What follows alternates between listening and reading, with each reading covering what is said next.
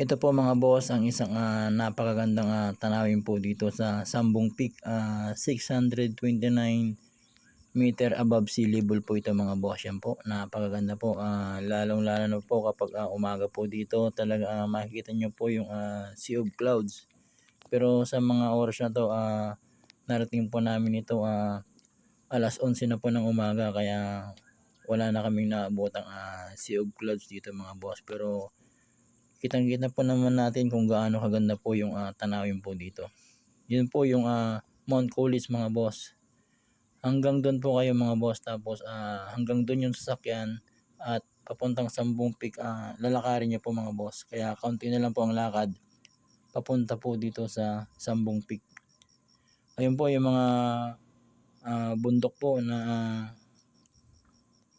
ginagawang pasyalan na naman mga boss. Kaya kung makakapunta kayo dito, talaga matatanaw nyo lahat dito po sa Tanay. Ayan po, ang ganda po dito sa lugar na ito. Talagang may relax ka sa pagpunta dito, lalo na sa hapon mga boss. Sobrang hangin po dito.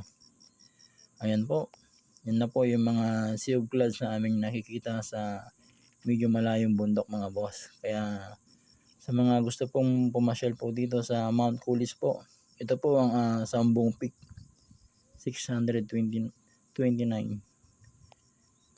meter above sea level mga boss. Yan po, yan po yung mga sea of clouds na ating makikita po dito. Ang gaganda po ng mga tanayin po dito mga boss. Talagang napakasarap sa pakiramdam yung ganitong klaseng lugar na mapuntahan mo.